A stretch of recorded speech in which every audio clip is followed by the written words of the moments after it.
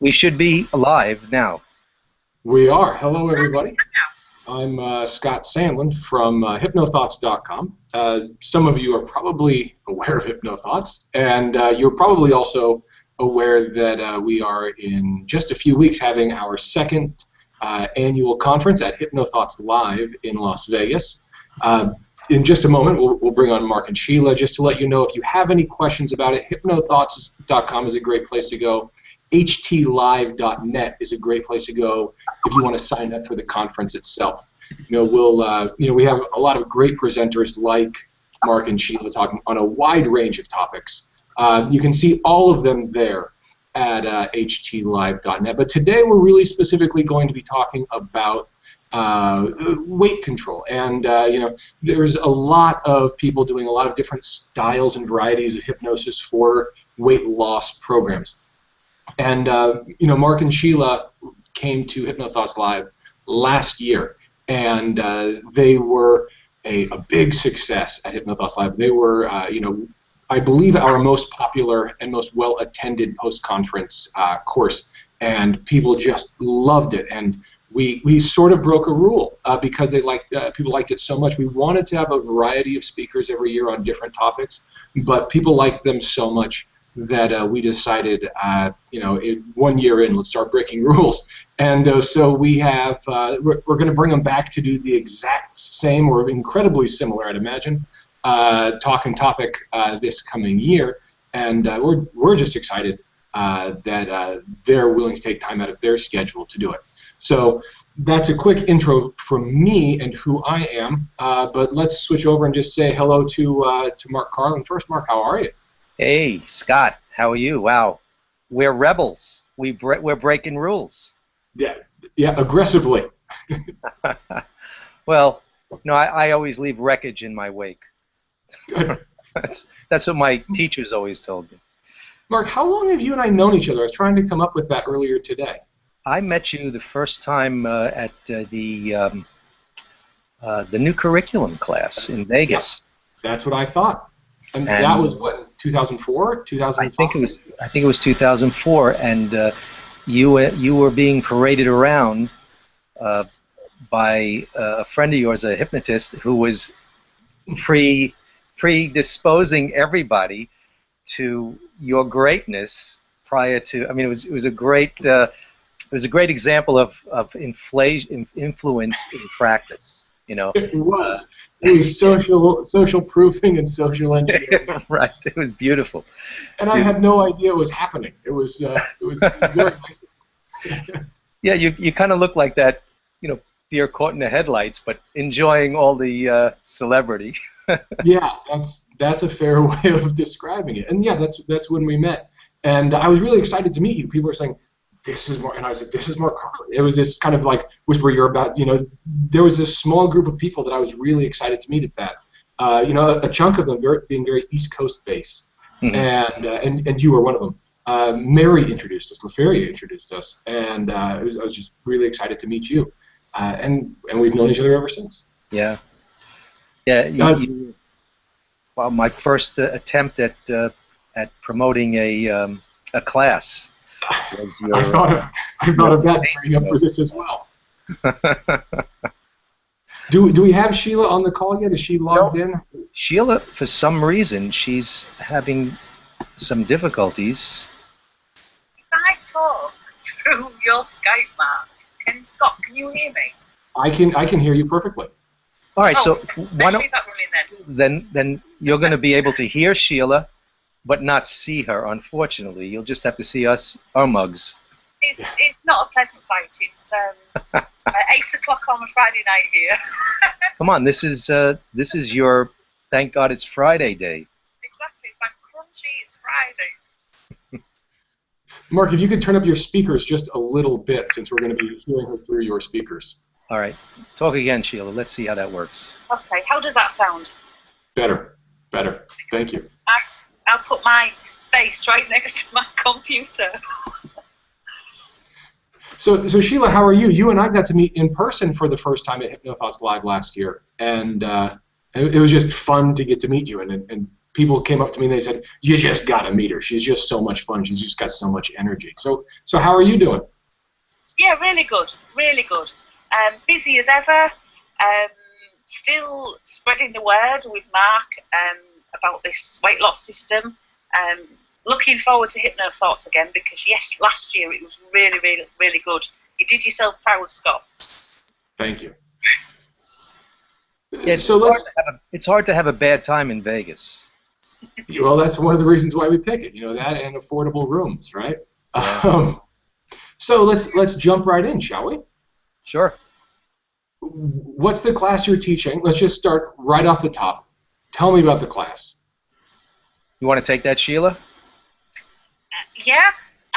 So we've got a gastric band training class running immediately following Hypno Thoughts, and people sort of think with virtual gastric band a couple of things. First of all, they think, has it had its day?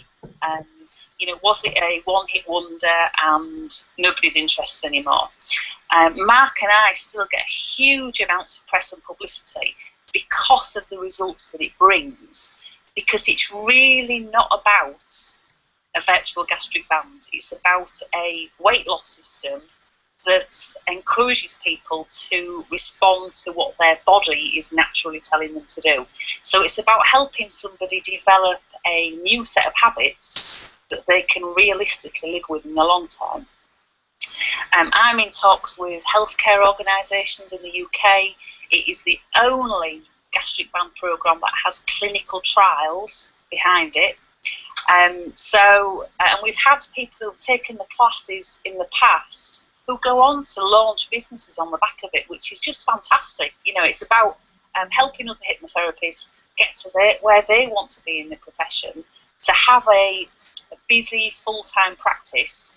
My practice is nearly based on gastric band.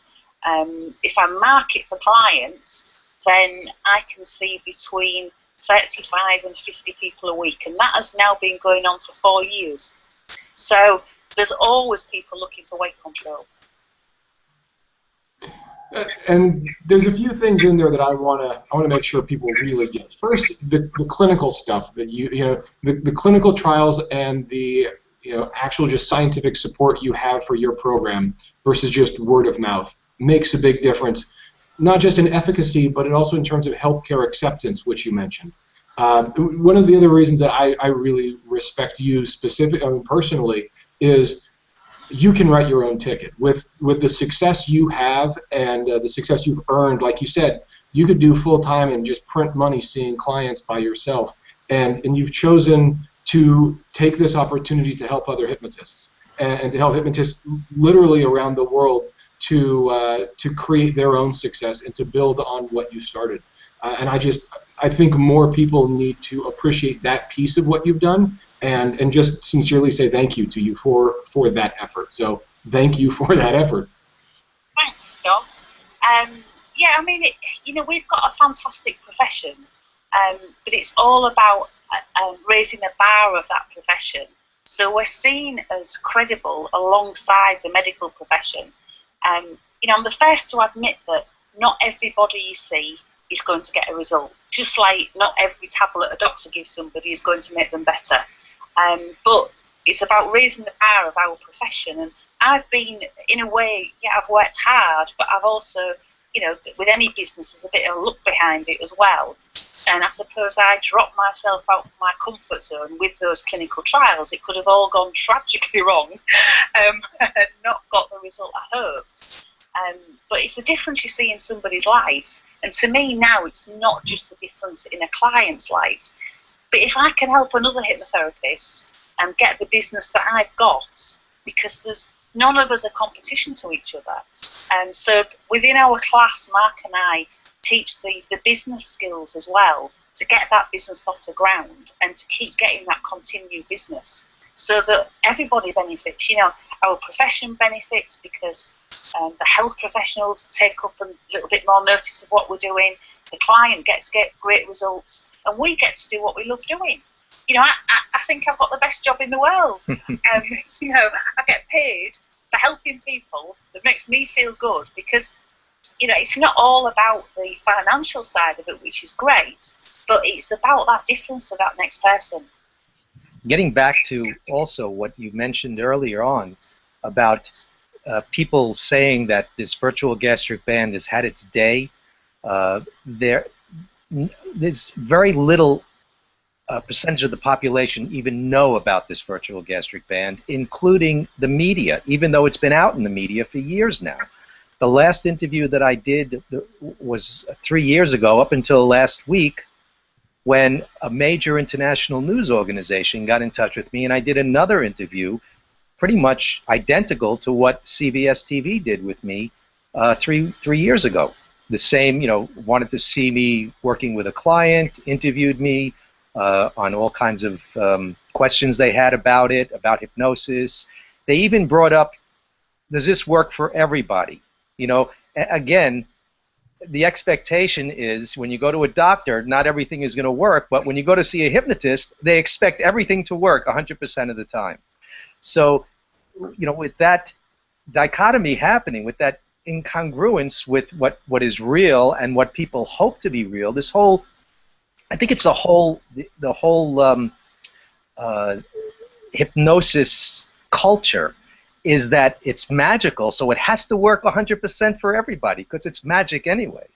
And that's one of the downsides with hypnosis, because you're attracting people who have magical thinking, and they turn out to be the worst clients because they think it's just going to happen for them without them doing anything or without them being accountable for making the changes. And that's not at all what's taking place when you're doing any kind of hypnosis work whatsoever. There's always accountability. There's always the person receiving the hypnosis has to know that it's a joint effort.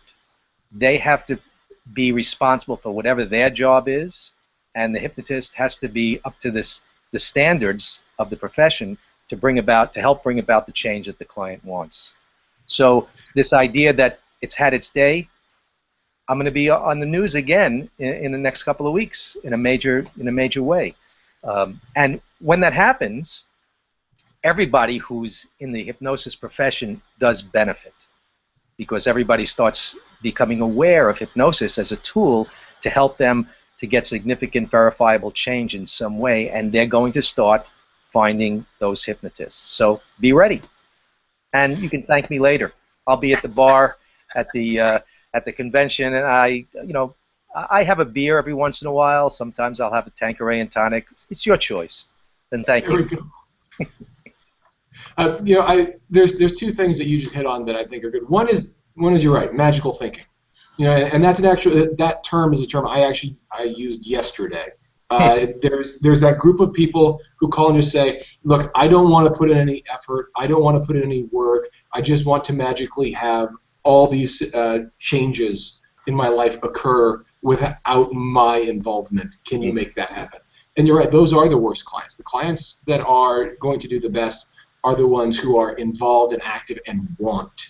The other piece you were talking about is, we've all heard, us as hypnotists, as peers, we've all heard about, the gastric band and that sort of constellation of programs. And we've all heard about them, but we're very much an echo chamber of all these trainings and all these things that are going on within our profession and industry.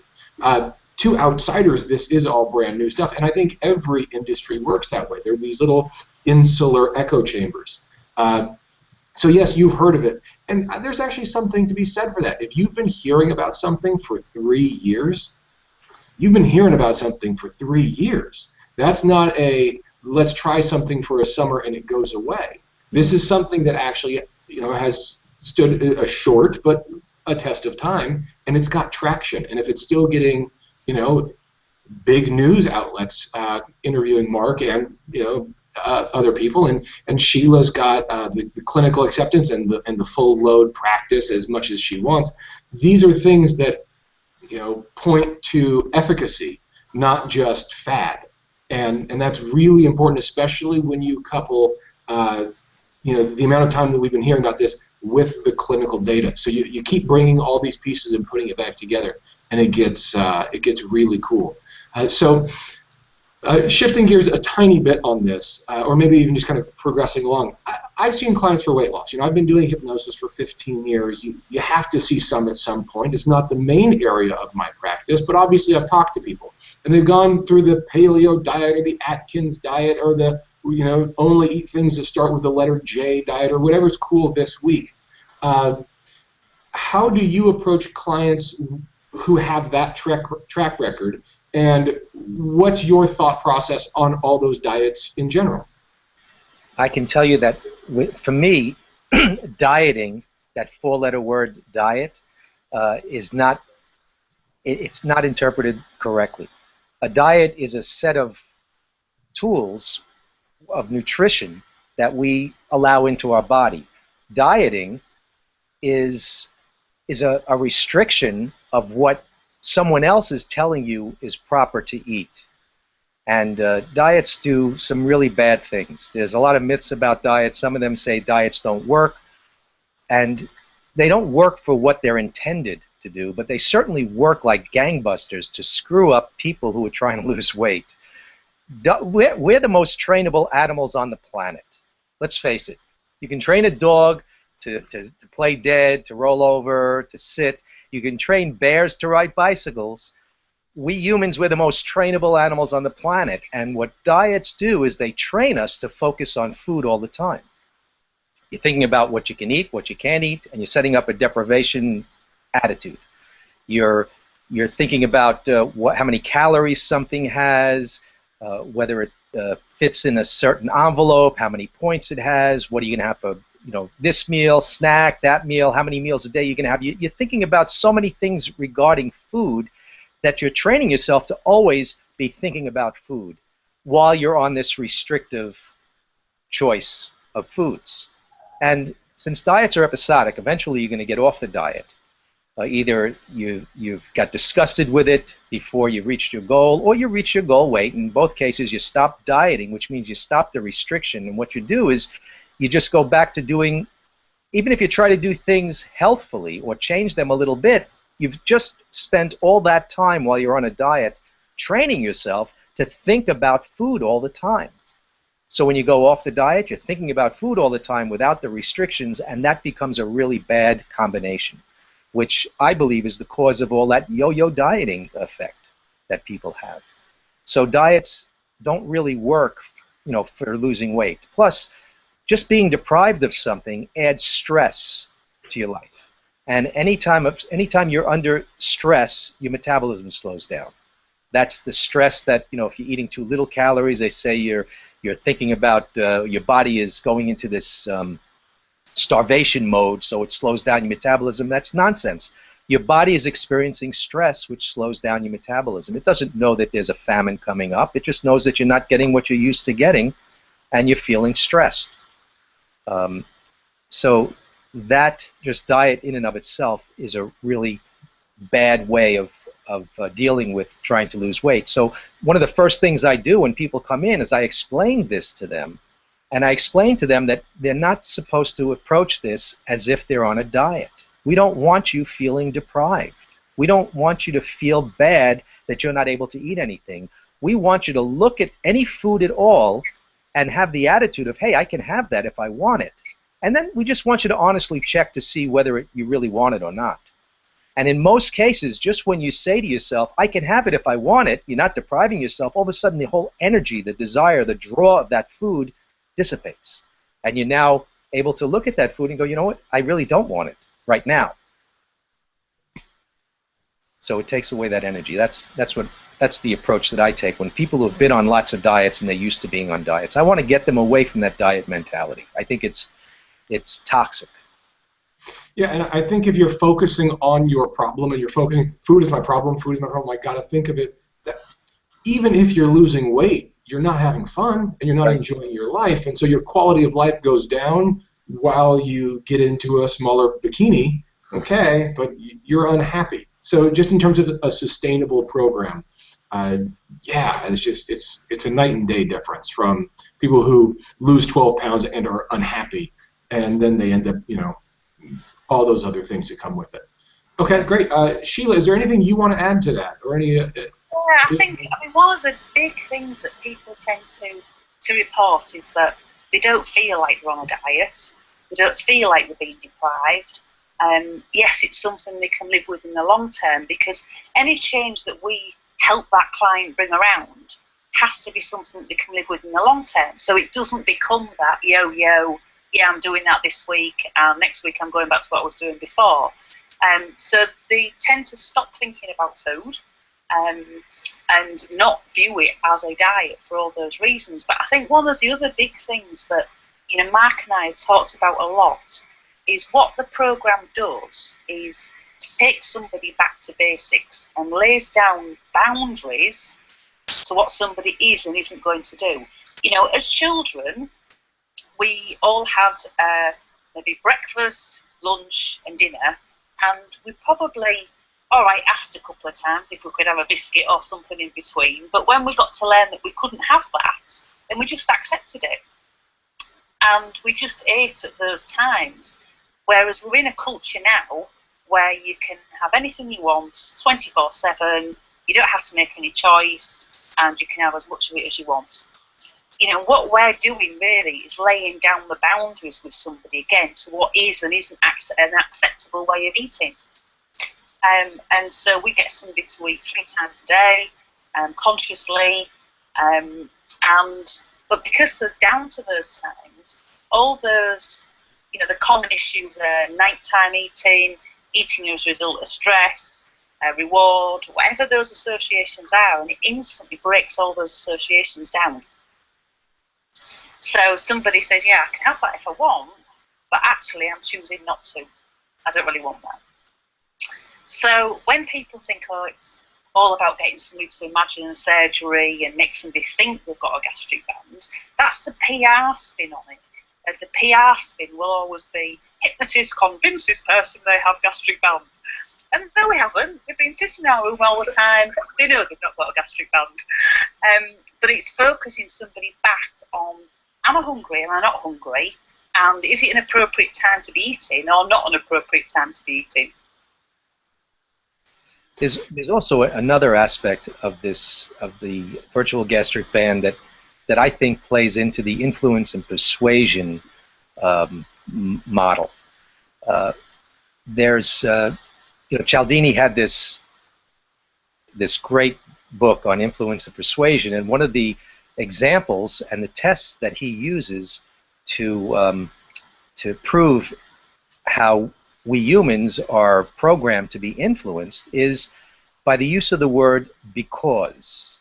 You know, when you use the word because, even without having a reason past the word because, you're much more likely to be influenced to do whatever the person is trying to influence you to do. So to me, this whole metaphor of the virtual gastric band is a because to the unconscious, subconscious mind. It's giving our inner mind a reason to now behave differently.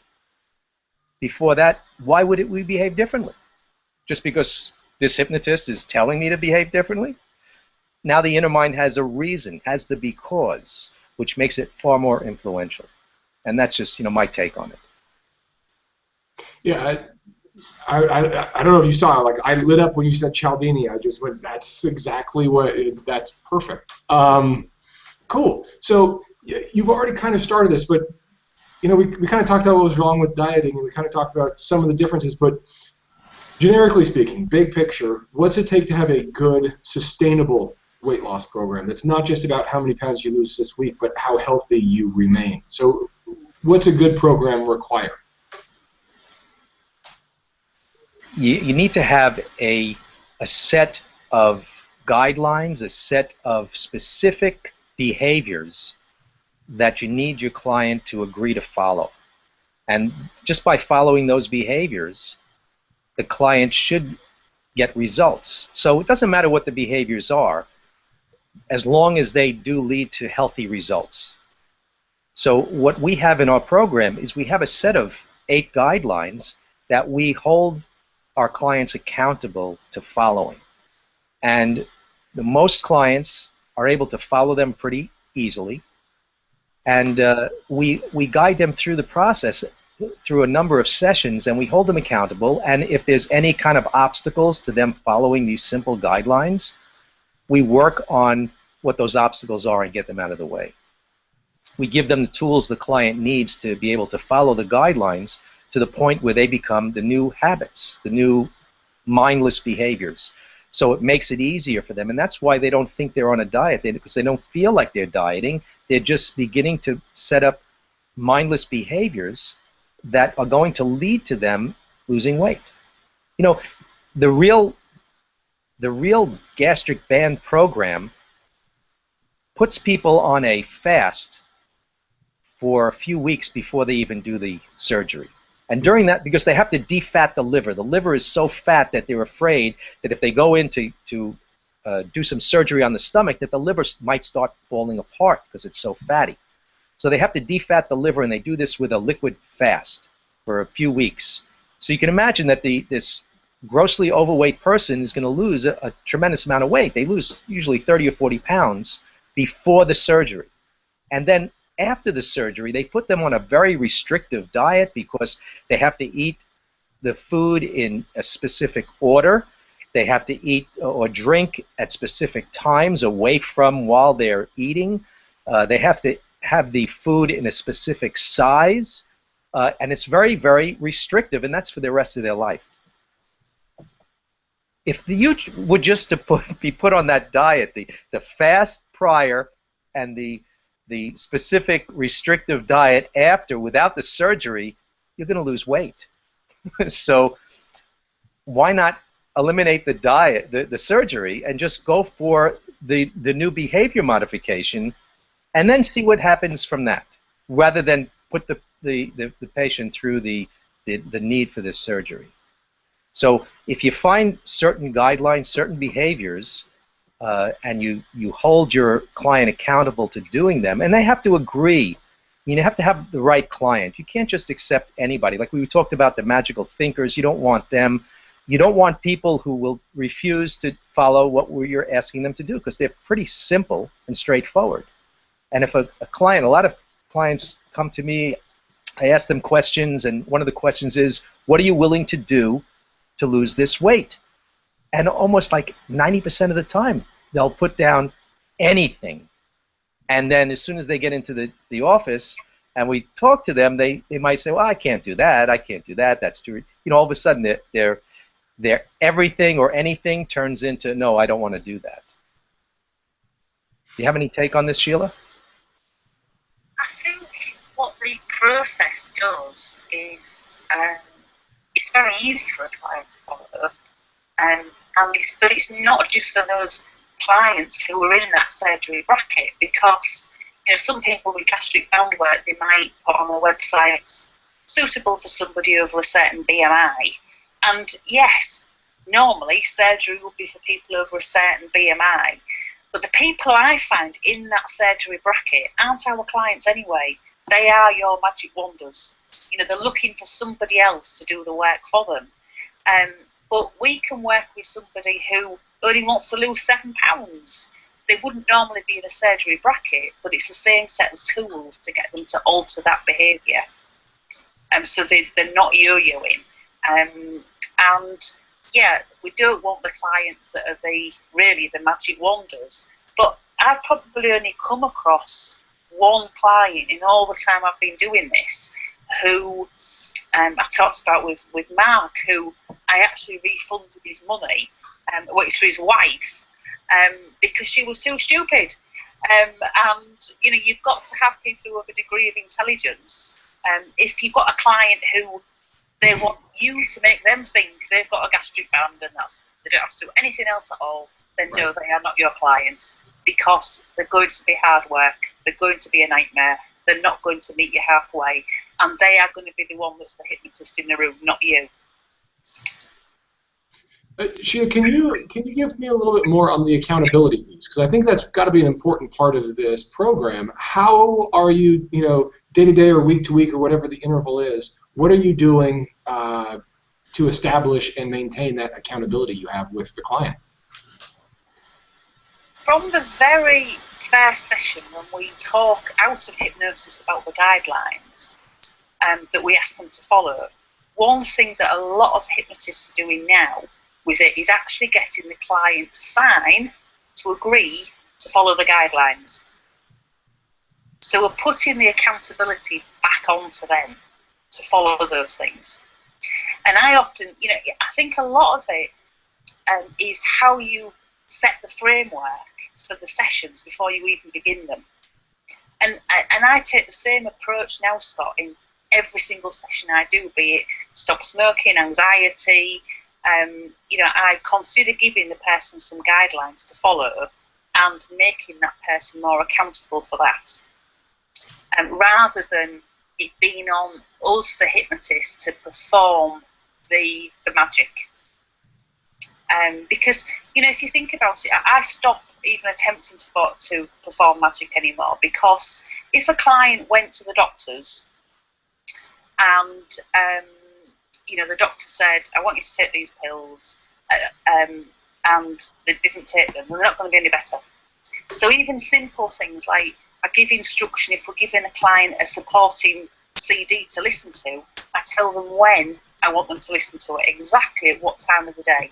So for the weight loss, I will say, I want you to listen to this recording before you sit down and have your evening meal, because it tends to be the night times that people are worse on. And so you're reminding the client at the right time what it is you want them to do, as opposed to the client thinking, I'll listen to that when I get into bed on the night time. And the chances are that they won't even be eating then, so it's not effective. But I've got very much away from, because what used to happen, I'm based in a doctor's office, and what used to happen is somebody used to go and see the doctor for months, maybe about their anxiety or the depression, and the doctor used to try all the different tablets, and the client wasn't any better, and so they'd say, well, you can go and see the hypnotist and see if she can fix you in 2 sessions. Well, how is that a level playing field? So we can never be on that level playing field unless we also take the same approach, and we stop as a profession attempting to create magic and pretending that we can. I think we've got to be honest with ourselves, and it also, when you do that, when you take and put the responsibility back on the client as well, it actually makes your job a lot easier. Because what you're really doing is managing that person's expectations of what is and isn't going to happen here. Because, the stage hypnotists, will always say, well, they've got it easy as a stage hypnotist. They've got the people who go into hypnosis really fast, really, really deep, and accept outrageous suggestions. Because they can dismiss the clients who aren't highly suggestible, who don't drop into trance easily. Me as a hypnotherapist, I've got to deal with whoever walks into my room. So if I manage those person's expectations better from the beginning, then I'm not setting myself or them up to failure, and I've got more chance of success with them. Cool. That makes perfect sense. And you're right, it's way better to set a frame rather than trying to catch up to the frame that they have. Pre-framing is better than reframing in terms of the legwork. So switching it from you guys to more the issue and the person, the client. A term I get a lot in my office when I see clients for weight is, I'm an emotional eater. People say, well, I'm eating my emotions, I'm an emotional eater, and all that stuff. And I know you guys have a different take on that. Can you share a little bit about that emotional eating piece, please? Well, yeah, go ahead, Sheila. Sorry, I've found, Scott, and it's been, say, in 95% of cases, because as human beings, we're really good at justifying our behaviour. You see, I'm like this because da-di-da-di-da. I'm like this because I'm an emotional eater. I've got underlying psychological reasons why I overeat. And we're good at justifying our behaviour. But I've found that in 95% of cases, we form a set of habits. And yet we formed associations, and they may well be linked to emotions, but really it's a set of habits. So in 95% of cases, we can maybe just form a new set of habits then. And if the person can live with those in the long term and be doing all the new set of things without thinking about it, just like what they're doing now without thinking about it, then you've got your success. In some cases, yes, we do have to do additional work that might be surrounding emotions, but part of it, what we're doing is making the client consciously aware, because of a lot of that response to emotional eating is that automatic subconscious habit, if you like. You know, I sit down on night time, I put the television on, and then I think, oh, what's in the cupboards, and I go and respond to that. So I'm eating in a trance. So a lot of the emotional eating is that eating in a trance. And what we're attempting to stop people doing is stop that eating in a trance. So you make some more conscious decisions until they then become unconscious habits. And Scott, we're all emotional eaters. When we're born, we have one method of letting our parents know what we want. We cry. We cry, and mom checks to see whether we're dirty, whether we need to be comforted, or whether we need to be fed. And guess what? Whenever we're fed, we're going to be comforted at the same time in most cases. So if we're not born with this emotional connection to food, it's very quickly created just by that scenario. There's also the habits that Sheila is talking about might be the result of intense emotions. An intense trauma might come up somewhere in someone's life, and they've learned to distract themselves from that intense trauma by eating or doing something else. And that happens a lot. However, when they do that enough, what they've created is a habit to any bad feeling being satisfied with food. And at a certain point, the trauma is no longer there. They're not re-experiencing the trauma on a daily basis. What they're just experiencing is some discomfort, and the habit takes over of reaching for food. And just as an example, one of the biggest traumas that if you live long enough, everybody experiences is the death of a loved one. And how many people get stuck in that trauma forever? Not many. Most of us get over that. The expression, time heals all wounds, I mean, that is the way that we deal with those traumas. So if time heals all wounds, how could something that happened 20 years ago still be occurring in that person to make them reach for food? It's not. It's just that habit of satisfying any kind of discomfort by some other distracting behavior. And if you got caught up in the food being the distracting behavior, then that's what it becomes. It's just habit. And what we're dealing with is training the most trainable animal on the planet in creating better habits. Awesome. I was just looking at the chat. It looks like, Alan, I think you're having tech issues. I think your streaming might be it might just be your bandwidth, because I don't see anybody else having the problem. So, Alan, I think it is your streaming issue. I think you might just have a bad connection. A couple of things you can do is you can restart the page. You can close down all the other any software you might have running in the background. I mean, if you have a choice and you can use Chrome as your browser, that's usually the best alternative, and shut down any other tabs you might have running. And maybe even if it's possible, I don't know if it is, to go to audio only, or to shrink the video down on your screen so you're not doing as much video, more audio. So hopefully those help. This is going to be recorded, and it'll be hosted on YouTube. So if you normally have a good reception on YouTube, you shouldn't have any problem listening to it again. I'm sorry if you're having any difficulties technically. Yeah, and let people know that this is going to be on YouTube if you guys are enjoying this. I want to open it up for questions. Before I do, though, I want to share with people about HypnoThoughts Live and the bonuses you guys are offering. You guys have decided to be insanely generous, and I appreciate it, and I'd like people to know about the generosity. So Sheila, can you talk about these bonus gifts that you guys have put together for HypnoThoughts Live's attendees who come to your post-conference workshop? Yeah, I had momentary madness, I think, actually, Scott. I had momentary madness yesterday when I was talking, having a conversation with Mark. I've recently developed a business coaching product for hypnotists. I've run a 90-day business acceleration with some people, and we've recorded all of the sessions, and the product is actually for sale on my website at the moment. I believe at 297, that's UK pounds, so that's about $400 maybe. What I'd like to do, because it is about people being successful in the profession, and we can have all the competency training in the world, but if we don't understand how to market ourselves and how to get the business in the door, then we can still struggle to help people and help ourselves.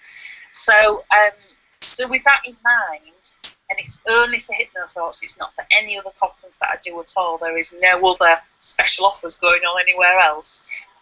Anybody attending our conference at HypnoThoughts will get that complete business coaching package as part of a bonus. The other side of it as well is they will also be given press releases, so they can instantly write to their own media, television, newspapers, to the value of $2,500. They'll get 10 professionally written press releases that they can adapt, that cover all sorts of areas, not just weight loss. They cover working in schools, New Year's resolution broadcasts, special offers, a whole host of different press releases that I've used and that gain me both national and international press, which they can be adapted for the individual hypnotist.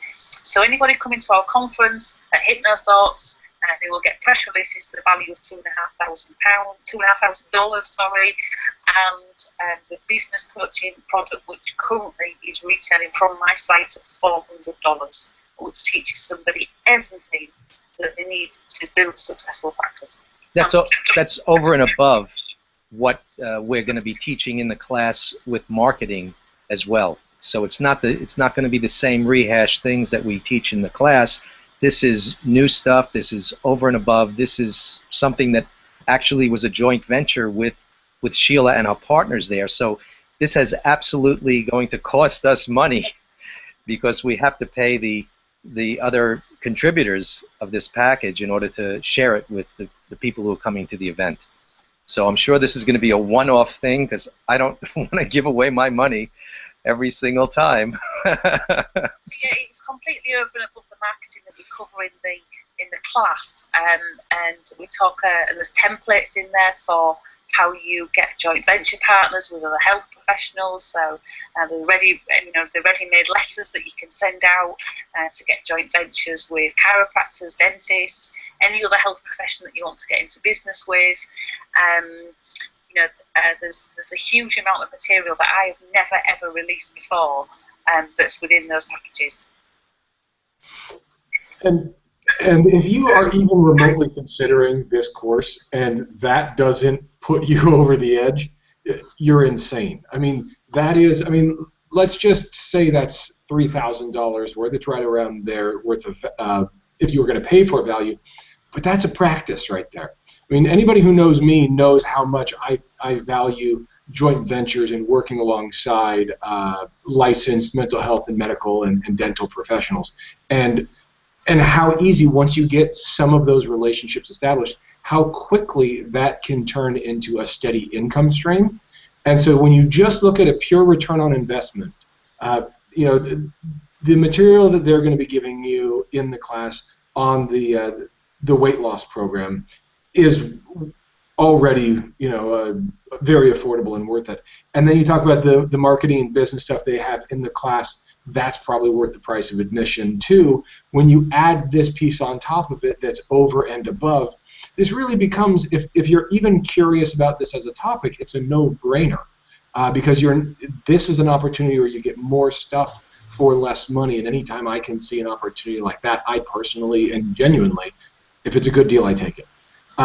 So I just want to make sure that you guys are really aware of the opportunity this is. And by the way, Mark and Sheila, thank you for doing that. And so we have 10 or 12 minutes. I want to take a minute now to open it up for questions from the audience. Go ahead and type in questions, and we'll just jump through some of those. Also, there should be a pop-up that just came up with the where you can sign up for the class and make sure that you get those bonuses. Yeah, and it's at well, here, I'll pull it up as well. I didn't see the pop-up all. It's through HypnoThoughts Live, but let's make sure we get the exact right. Well, you guys can. HypnoThoughtsLive.net is the easiest way to do it. Okay, let's see. Any questions? Alan's written a couple things. I hope more of you are writing things while we read Alan's stuff.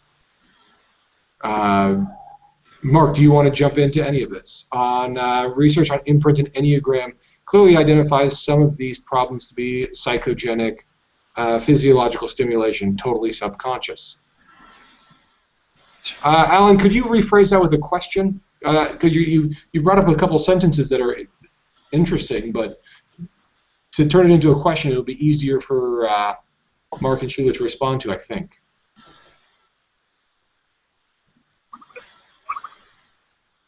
We'll see. Hopefully you're doing that now.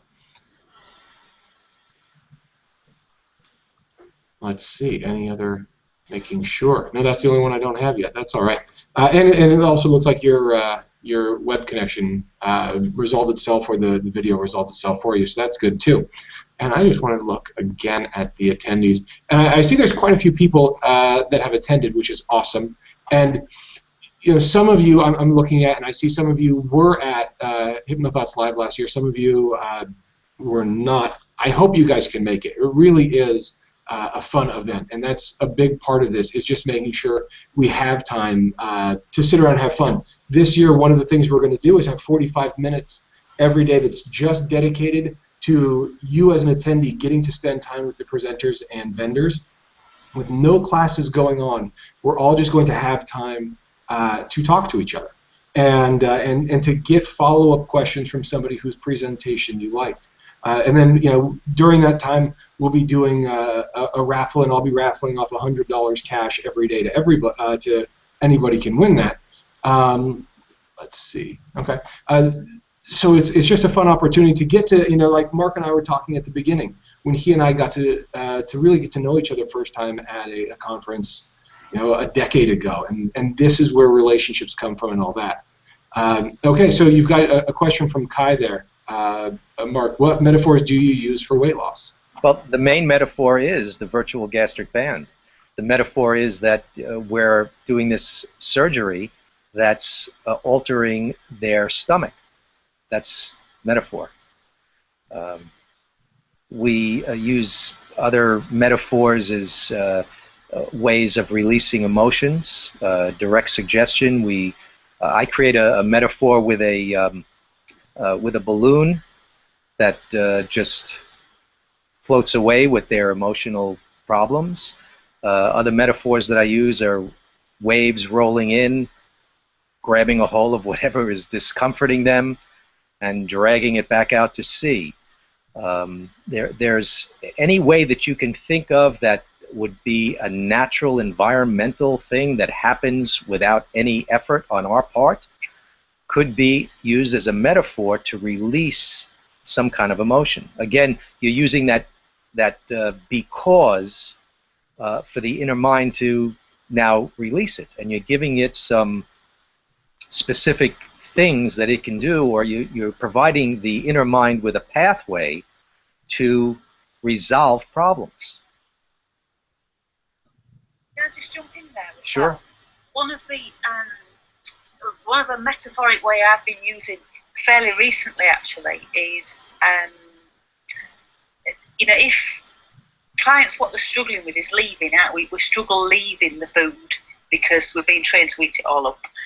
Probably from a very young age, you know, eat it all up, he'll be a big boy. Absolutely right, that's probably exactly what he'll be. He'll be a really big boy because he can't leave the food on his plate. He's been trained to leave it. So I've linked a metaphor to leaving the food, so it actually becomes a good feeling about leaving it instead of a bad feeling about leaving it. And actually to enjoy this feeling of spaces between each meal, instead of it being a bad thing having spaces, it being a good thing having spaces. And you can link that to an office worker who works hard all day, they work hard clearing all the work, and they look forward to a bit of time off at the end of the day, and then they just get to that point where they're nearly about finished, got on top of everything, they're just about to enjoy that time off, but then somebody brings them the next pile of work to do, never getting any real time off. And this person's body's being a little bit like that office worker, never getting any real time off. So we actually use quite a lot of metaphoric expression during the whole of the process. But that's mixed and matched to suit the individual, because it depends what occupation that client has, it depends what type of thing they find relaxing. If you can link it to something the person relates to, then you're going to get your result. Yeah. So it's a framework that the class is about, really, a framework that we get people to work to. It's not yes, we give scripts out, but it's really not a set of scripts, because scripts don't fix people. We need to relate to the client. So, but there's a huge amount of metaphors that go on throughout the whole process. In answer to Dr. Alan Jensen, he asks about the imprint engram effect on obesity. I'm not at all familiar with that. A lot of these type of approaches, they're models that people have shown that there might be some significance to. They're at the end, they're just a model. So I'm not familiar with the imprint engram effect on obesity. However, if that's the only approach that you want to take, then this might not be something that will meld with that. If you can figure out a way to use our approach with the imprint engram effect, it might work out beautifully. What you're still, at the end of the day, you're still looking to influence someone to make some changes. And it doesn't matter what the cause is, all that matters is the results. Yeah, and like you said, you alluded to the idea that everybody has varying degrees of trauma at any point in our life. You brought up loss of a loved one or a family member, and if you, like you said, if you live long enough, you're going to unfortunately experience that, and a number of other traumas to, like I said, varying degrees, and yes, and some people take it in a lot of different ways, and they can use that as a rationalized excuse for why they end up the way they are. But at the end of the day, you're talking about behaviors, identity statements, and those sorts of things. And you guys are working on modifying that from here forward, Right. as a way of looking at that. Oh, that's a interesting question. Do you guys use any ideomotor or anything like that in your program? I do all the time. I mean, we don't direct people. We don't teach people how to do hypnosis. We're teaching people specific program and specific techniques that are geared for our program and getting results with weight loss. Ideomotor techniques, that's just basic hypnosis work. And I use all those basic hypnosis tools that I can. I'll implement whatever I think will work during the session within the framework of our virtual gastric band. Awesome. Awesome. Okay, we have just 1 or 2 minutes left if there are any other questions. And while we're waiting for people to type those, quick interesting point. If you haven't bought your plane ticket yet for HypnoThoughts Live and you look at the price that it costs to stay in the hotel for a couple extra days, the math on a plane flight versus staying and learning all this stuff, you actually are going to be about at break even.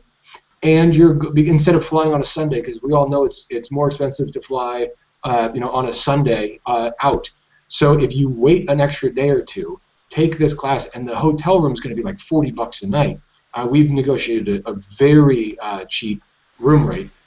You're just about at break even, and then you just get to spend your time getting all this free stuff and hanging out with Mark and Sheila and the rest of the people who are going to be in that class. So strongly encourage you to actually do the math on that if you haven't, because it comes out pretty aggressively in the favor of learning more which is obviously good for your private practice as well. So there we go. Last chance for any other questions, or Mark and Sheila, anything else you guys want to say? Sheila's giving away the farm once again. Sheila, what did you do? You know, I put together that little that little pop-up that said $27.50 because yesterday she was talking about it. I thought she said $250, and she was thinking pounds, and I was thinking dollars.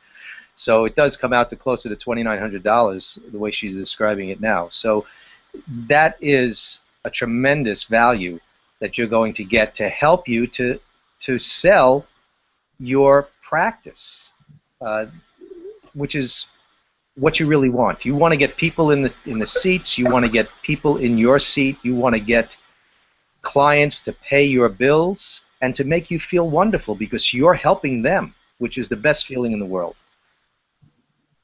I think one is, well, you know, with the business coaching, in a way, I think as hypnotists we almost have a flawed business plan.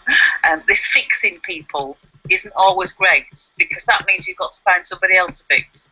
So now, although I'm not saying that we shouldn't fix people in the shortest possible time because it is about working in an ethical way, but there are ways that we can get that client to bring us our next clients, and that we can get more work from the same client, from that client's contact base. So a lot of the business coaching product covers all those areas so that you're not constantly having to drive for the next clients. Yeah, completely agree. I think that's the spot to end this on. You get to help people and make money. Yes. I think that's the easiest way to do it. Thank you to the two of you guys for taking time to do this. Thanks to everybody who's on the call or webinar right now. Hope to see all of you guys. And please, if you come, make sure to come meet Mark. Bug him. Say hi to Sheila. Hit Mark from behind. Say hi to me. You actually have to buy Mark a drink, I think we established. Especially if you hit him from behind. Especially if you hit him. Yeah. But come, have fun. Let's all meet each other and become closer friends if we aren't already friends. And I will see you guys in a few weeks in Vegas. Great. Yeah, can't wait, Scott. Thank you. Thanks so much, Scott. You bet. Take care. All right, take care. Bye-bye.